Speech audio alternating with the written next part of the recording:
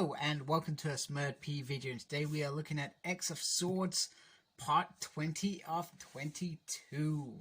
And wow, this is a beautiful cover, and there are so many things that I actually really loved about this issue. First of all, it opens with Scott and Cyclops, and they are about to go and speak to the council. And the thing that I like about it is I finally feel like Cyclops is back to his... Let me get that camera better. Back to... it feels like I'm hearing his feelings for, saying that he never thought that he would have this. Think about all the years that he fought, all that he gave up. And to have this with mutant kind being like this is what he worked for all this time. Whether he be for Xavier or even when he was leading it, so this all he wanted was to protect his people. But they still need to speak to the council. It's always going to be there. Back on Otherworld, Apocalypse is about to face his wife, and Saturn takes a great pleasure in this being the final round. He says that he wants to face her face to face without the mask on. And she says she didn't take it off because she had anything to hide, but because she wanted to, she didn't want to remind him who was fit. So let's remember, in the first war between Arakko and Kraken, when it was split, she was deemed fit, and Apocalypse stayed because he was deemed not fit, which is quite shocking. So I especially love this moment where they talk about so they start talking about Cable and the message, and they didn't get a full message, but it's bad. And he says so Magneto kind of suspects, what are you gonna go get him? He said, is that what you're suggesting? He says, I am going to go get him. There is no buts. I'm going to go get my son. That's what I'm going to do. That's why I'm here to talk to you.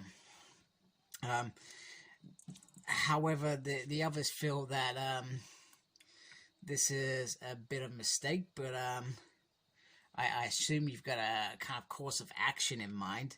And he says, yep, straightforward. We get in, we snatch and grab, we get our people out, we destroy the gate. Mr. Sinister, he's like, best of luck with that. But, they're cut off forever, or until something better comes along. And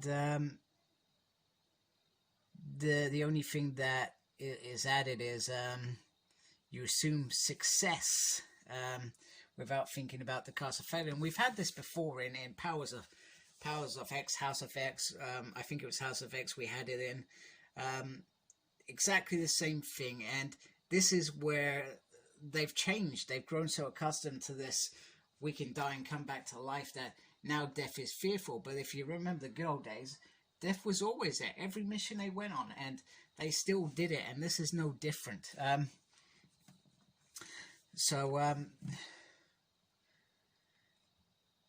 The others decide that they want in. However, Sebastian Shaw makes his play, which makes perfect sense. He says, if you leave this council, you lose your seat.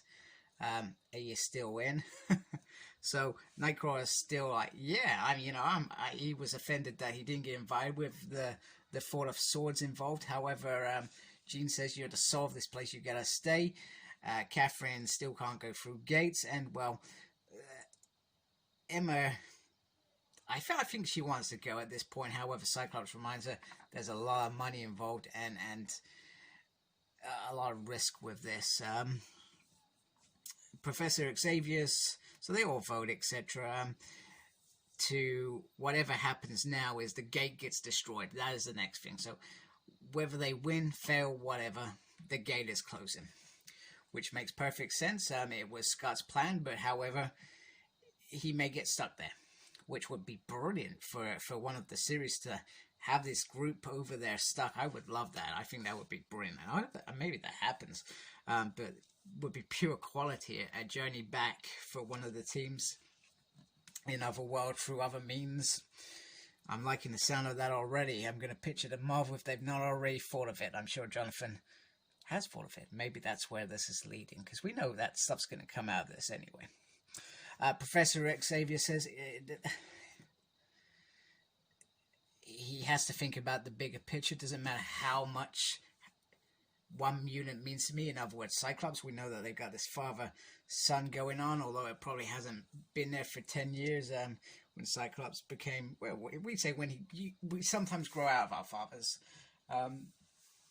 become our own men, and sometimes we don't like what we see.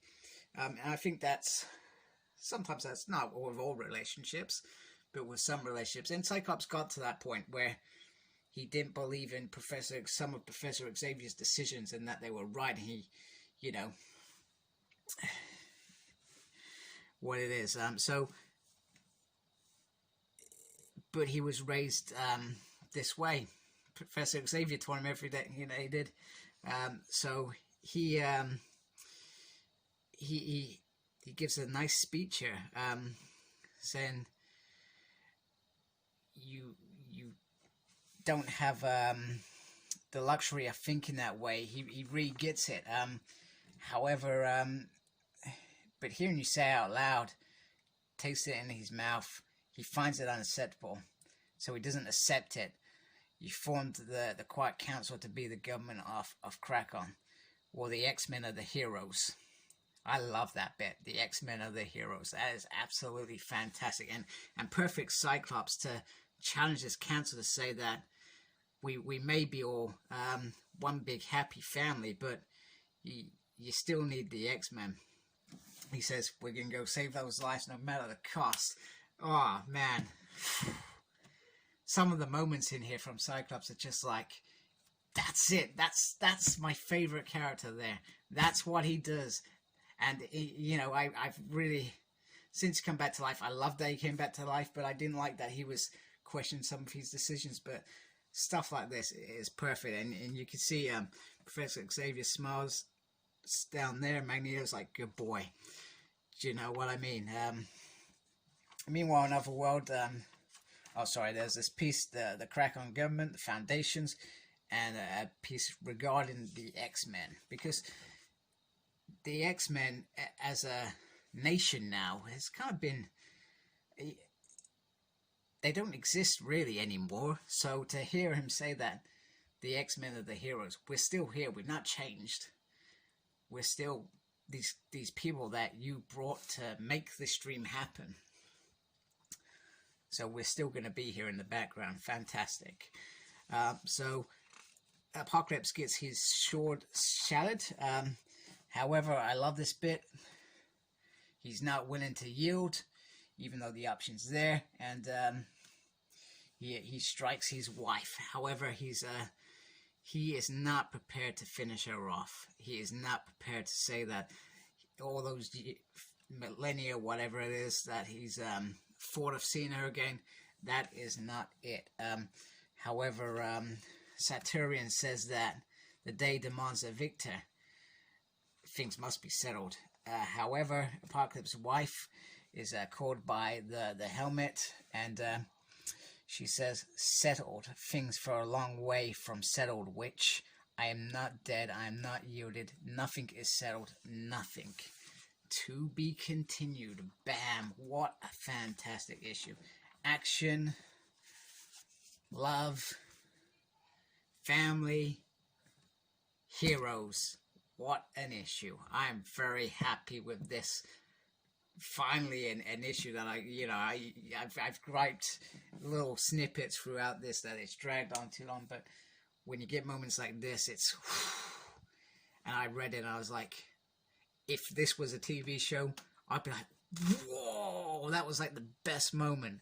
It's like in Endgame where they all of a sudden just start coming out of their things and you're like, do you know what I mean?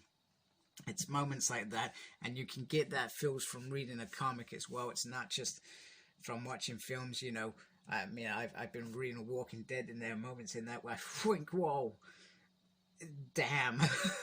Do you know what I mean? And I've watched the TV series as well. Something's different there. So yeah, what an issue. I absolutely love this issue. Thank you for watching. Like, comment, and subscribe to my channel. I'm a bit emotional. Follow me on Facebook. My page is SmurtP. Follow me on Twitter at SmurtP. And follow me on Instagram, Cyclops Smurd. Thank you. Embrace the geekiness. Goodbye.